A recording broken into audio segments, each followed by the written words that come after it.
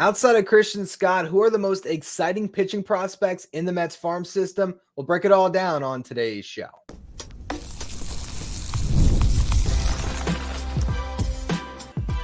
You are Locked On Mets, your daily New York Mets podcast. Part of the Locked On Podcast Network, your team every day.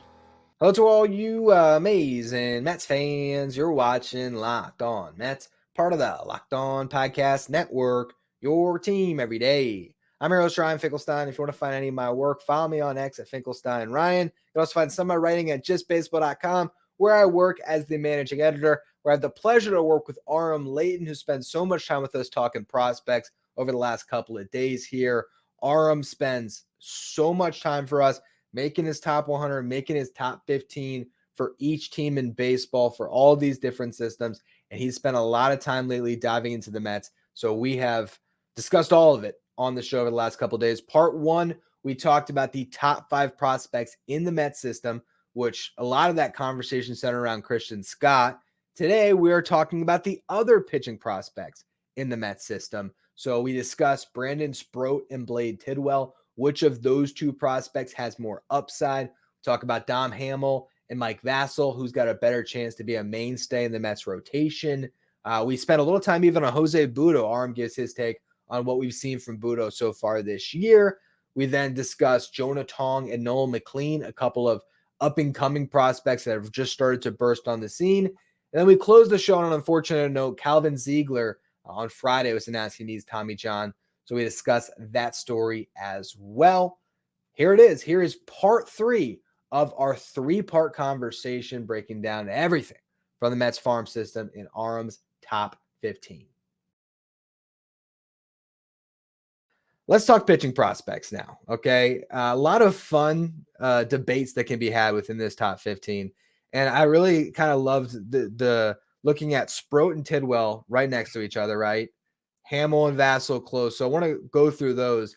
Obviously, Christian Scott stands above all of them. We already talked about him. But I was interested to see you so high on Sproat, to have him not just within the top 10, but all the way up at 6 and above Tidwell. So what was it that you saw from Sproat that had him above Tidwell? So I think Tidwell and Sproat kind of have similar questions. Right? Mm-hmm. It's ultimately, can they fill up the zone enough? They both have ridiculous stuff. Obviously, we've gotten a little bit more of Tidwell doing it, but I also think Sproat has even more ridiculous stuff, which is saying a lot. That was a dive that I did, and once I did it, I was like, whoa, okay, that's a guy that's got to be bumped up a little bit more. Kind of was not expecting to bump him up that much. They both have plus fastballs, but what stood out to me was Sproat. He struggled with the shape of his fastball last year, where he's kind of naturally gets some arm side run, and when he tried to throw 4-seamers, it ended up just being dead zone, meaning like the vertical and horizontal movement are the same, and it just ends up looking very straight to a hitter.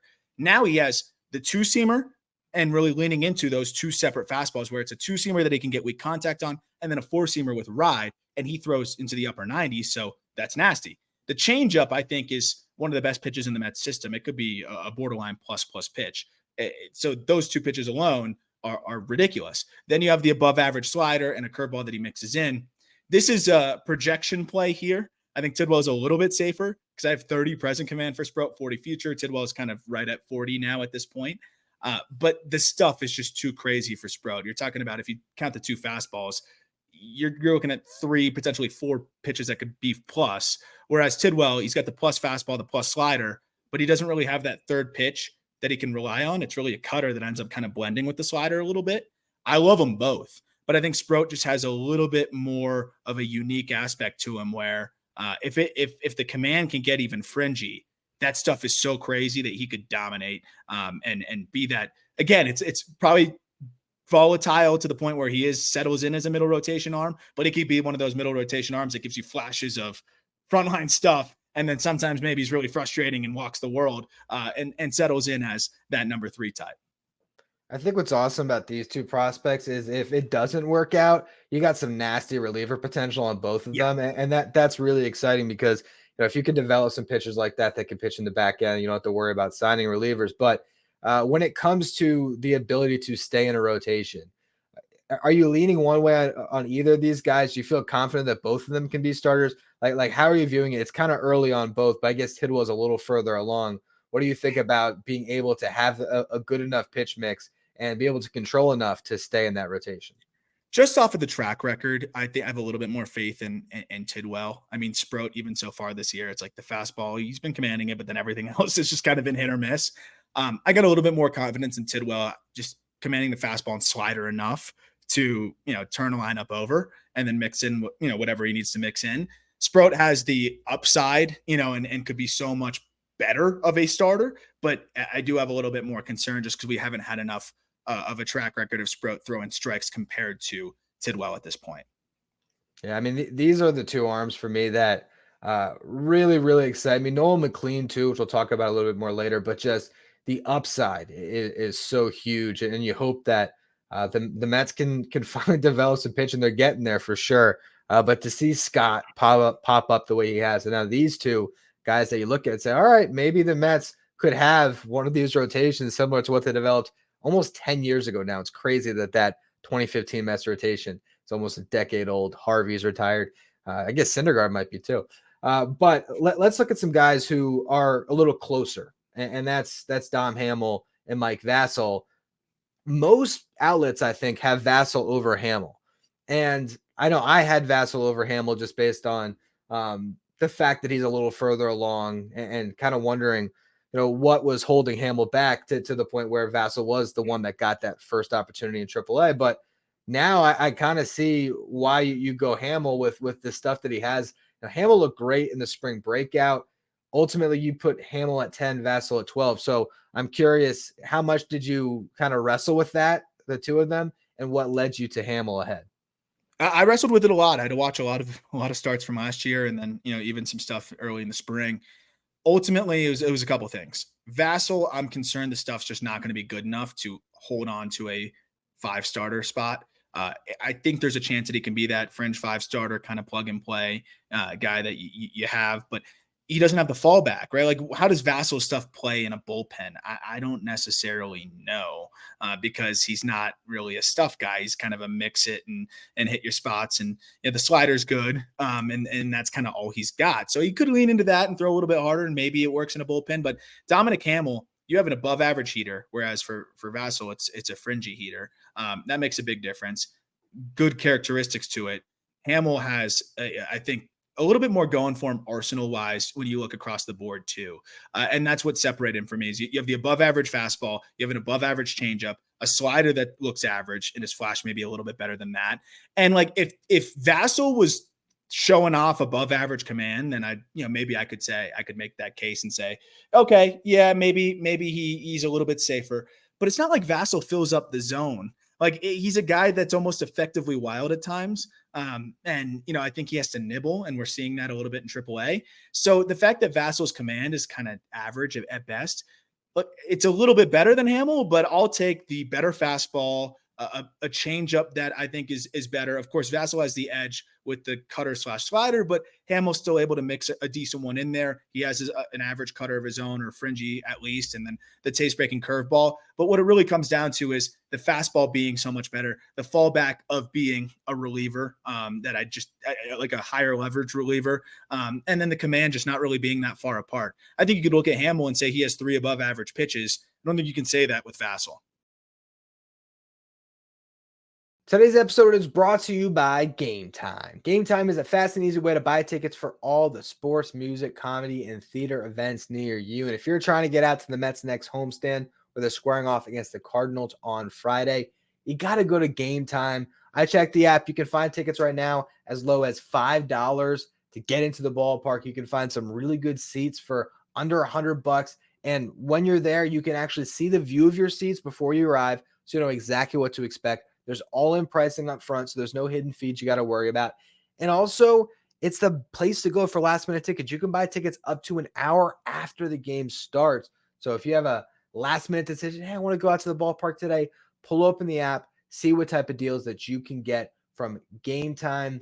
And the best part is, if you haven't used it yet, you can take all the guesswork out of buying tickets. And when you download the app, create an account, use the code LOCKEDONMLB, you're going to get $20 off your first purchase as well. Terms do apply. Again, create an account, Redeem the code LOCKEDONMLB for $20 off. Download the Game Time app today. Last minute tickets, lowest price guaranteed. I'm curious if you watched much of Jose Budo this year, because he's a guy that was always sort of lingering at like the back end of the top 20 for the Mets. And I actually had a fun dive recently where I went through the scouting reports that Baseball America has had him since like 2018. And it was always kind of consistent. Good fastball, great changeup, needs a third pitch. Good fastball, great changeup, needs a third pitch. Well, now he's got two variations of a breaking ball. He's got a slider and a sweeper, and he's looked amazing so far in his first two starts. The Mets have had 4 starters get through 6 innings this year, or 4 starts where they've got through 6. Budo has 2 of them in his first 2 starts. I'm going to be really interested to watch him against the Dodgers this weekend. How is he going to hold up going against, Betts, Ohtani, Freeman? No one really does hold up, but I'm curious if you've seen any of what Budo's done this year and how that might compare to someone like a Dom Hamel.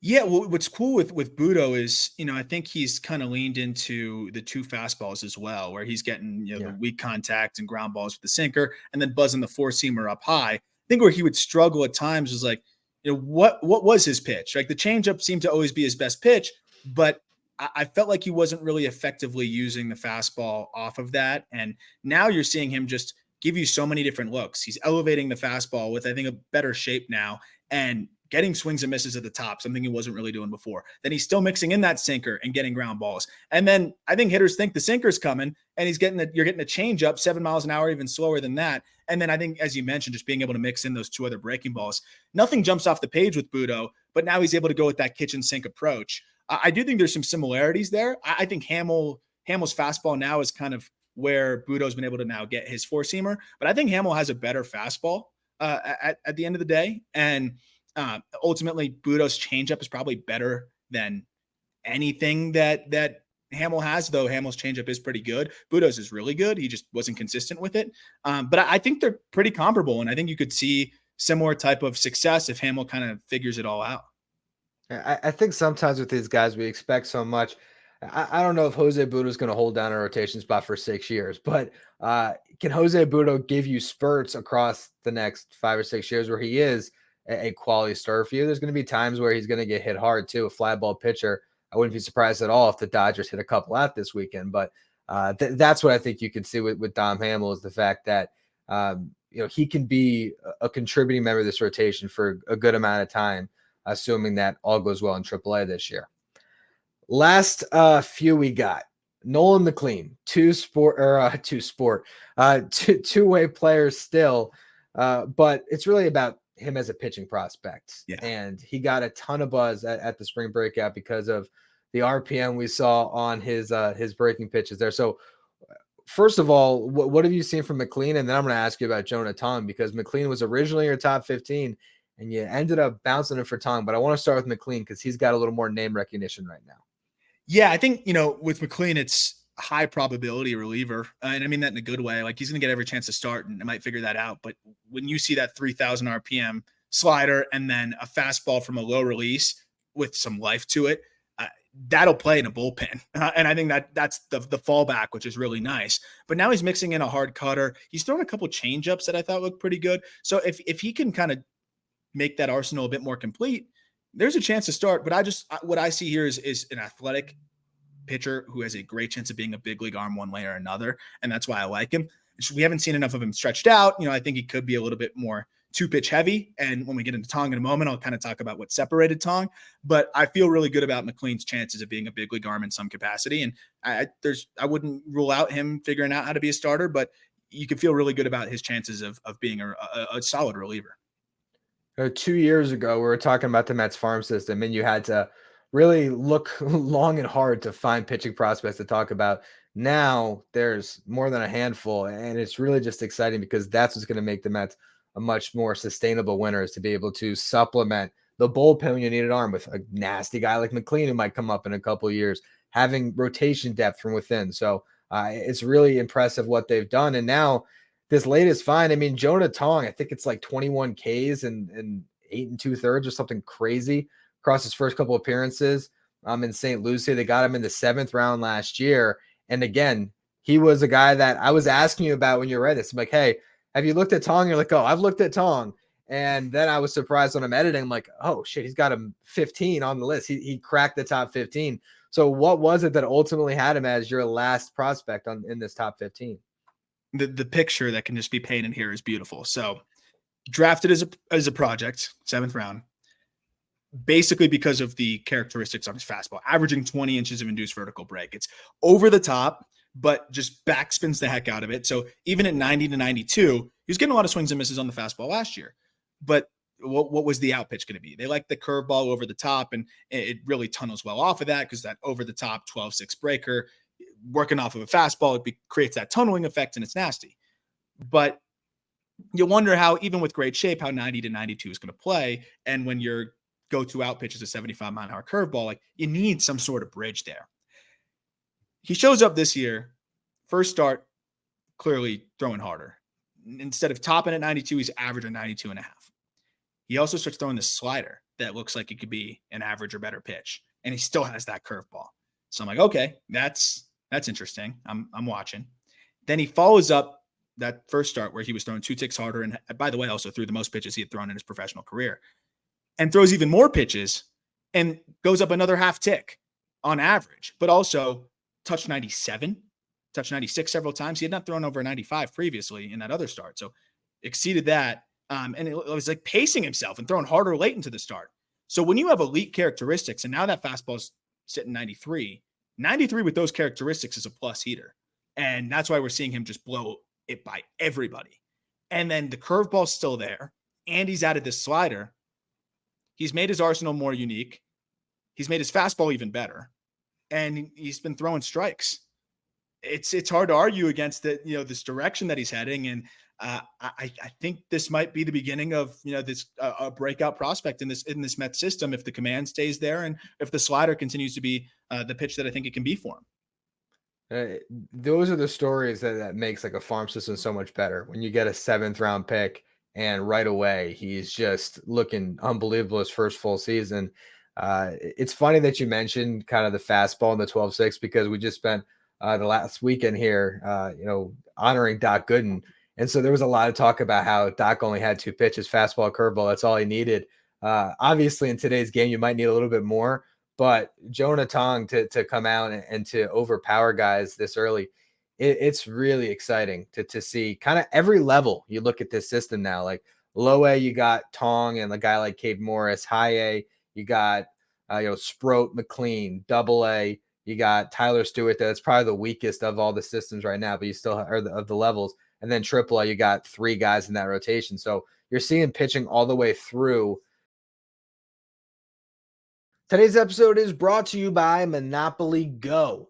I've been told I'm a competitive person, and my competitive juices just get flowing whenever I play Monopoly Go. I'm sure you've heard of it. It's been downloaded over 150 million times. It's just a great twist on the classic Monopoly where you play on not one, but hundreds of Monopoly boards in crazy locations. You build up amazing cities that bring you big money. Just like the classic game, you can charge your friends rent on your iconic properties. To also, the little wrinkle, you can rob their vaults of their riches for yourself. There's also leaderboards to show you who the biggest Monopoly tycoon is. And if it's not about your competitive side, if you just want to have fun, team up with friends, you can do that as well. There's also time tournaments to earn huge rewards. So get in the game and join your friends. Download Monopoly Go now, free on the App Store or Google Play. We'll end, unfortunately, on a sour note, though. And that's a guy that was in high A. And I was like, oh, man, Calvin Zigler is back. A guy that was kind of a top 10 prospect when he was drafted because that's how high the Mets were on him. And now he needs Tommy John. What were you seeing before this? And what's kind of your outlook about when he comes back? How quickly can they eventually push him along? I was seeing 2+ pitches immediately. The curveball, just disgusting. Fastball was playing like a plus pitch, and that's why he struck out 12 in 6 innings. It's devastating. I feel so badly for him. But the good news is he's still 21. And it's like you can look at it and say, oh, but he's on the Matt Allen track and been so banged up and whatever. But I think if you look at it, and I'm not a doctor, but the first elbow issue wasn't an major elbow procedure. It was cleaning up bone spurs. And then when he was coming back from that, he tears his quad, kind of a fluky, weird thing. Now he's finally getting that Tommy John. So this is the big recovery. He comes back, but it's not like he's had shoulder surgery, then elbow, or this is like another elbow after another elbow. Like the first procedure wasn't super extreme. So I'm holding out hope that he comes back from this. And maybe that was the last thing he needed to really stay healthy and get right. It is just devastating because the stuff looks so good. Another guy that you could just say, at the very least, okay, he's going to be a big league reliever. But you were starting to say like, oh, well, if he could piece it together, like there could be something really special here. I'm wishing him a speedy recovery. It was really fun to see what he was doing out of the gate. And really, as he's been on the field, he's been dynamite. So hopefully this will just kind of be the thing that gets him right. And, he'll come back. He'll still be 22 years old, probably close to 23. And he's a guy that they could probably fast track just off of that stuff. So I think I'm still a believer in Zigler, and I think he'll come back and be all right. Yeah, I mean, you even said on the call, like you still think that this is a big leaguer at some point, right? I do. I really do. And if another arm issue happens, then like so be it. But I think he's going to come back from this and look like a big leaguer. It's just going to be a matter of if he can stay healthy after that. I would bet on him making it to the big leagues one way or another. And then one last thing I wanted to mention before I forget. A fun thought exercise on the ace, like the prospect ace thing. Go look at old top 100 lists and look at some of the prospects who were deemed to have ace upside. Again, it's not saying that like it's a bust thing or whatever. It's just how rare it is for a guy to become an ace. Other thing I wanted to add is usually like frontline guys, they're going to have like 70 grade fastball, 70 grade slider. Like Grayson Rodriguez was one of the like most recent guys where it was like 3 70 grade pitches. You don't get a lot of those. Go back and try to find the few guys that did. It's a fun exercise. And then you'll realize how few and far between the ace upside type of guys are. Yeah, you're just not going to find it, And so, I mean, look, no one had Jacob deGrom being an ace when he was a prospect. That's right? the other thing, though. Guys develop later, though, Yeah. and then end up turning into that. And that's why it's so hard. But a middle rotation guy could end up in year 3 or 4 turning into an ace. And that's the fun part. I think it's pitching is so much more volatile in every way. And that's part of it too. Like you don't, generally see the position player prospect that jumps into the big leagues at 27 and is all of a sudden a superstar, but that can happen with a pitcher. I mean, we're seeing Reed Garrett on the Mets right now, which is not the same level, but it's a guy that had an 8 ERA in his career. And all of a sudden he's come back this year with like a ridiculous split. And all of a sudden he's got a 50% strikeout rate out of a big league bullpen. So it's just, that's the way it goes with pitching. If you could build a rotation of 5 number 3s that are all in their mid-20s, you'd be in a great spot because a couple of those guys will make a leap. A couple of the others will just hold their own and stay at that number 3 spot, and you'd have a really good rotation. So that's kind of the side of it too. But yeah, it's fun, and I think it's really good time for this Mets system. I don't know when the last time I've seen the Mets have this good of a farm. So it's fun to talk about them when they've got this kind of talent. And, we'll see if they replenish it all. I don't know if they will now because they're winning. But the silver lining is if they're losing, you guys might end up having one of the best farm systems in baseball. It could go either way, right? If the Mets are actually in it, we might see them trade from this farm system. Although I think they'd be very hesitant to move much. I think this is the season where they're either going to sell because they're out of it, or if they're in it, they might cautiously buy. But this priority number 1 for this franchise has very much been the farm system. I think it's going to continue to be the way for the next couple of years. And now they have a pitching lab developed and everything. I mean, you're going to be able to, in future years, we'll have Aram on talking about his top 15. There's going to be a lot of exciting pitchers. So thank you so much for spending so much time for me. This is probably going to be like 2 or 3 episodes of the show over the weekend. So I appreciate it. You could find the Call Up podcast where Aram and Jack went through his top 15 and the players to watch. They spent over an hour. If you're looking for more prospect content, we'll leave the article in the description so people can read it. We'll put the top 100 in there as well. That's always fun to look at all the Mets prospects that are in that list. Thank you, Aram, so much for spending so much time with me today. Anytime, dude. Anytime. We'll have to circle back when we update the top 100. That's right. All right. We'll talk soon. That's going to be all for this 3-part episode breaking down everything from the Mets farm system with Aram Leighton. It was so much fun talking prospects with him. It was great to give you guys some weekend content here as I was sailing on a cruise, as I told you on Friday's show and Thursday's show as well. I'll be back to discuss whatever happened in that Dodgers series. Are Mets fans mad right now? Are they happy? I don't know. This is being recorded late on Thursday night, technically Friday morning now. But on Monday afternoon, So it's later on as you're listening to this. Well, no, this is Sunday when it's going up. Excuse me. It's hard to speak into the future.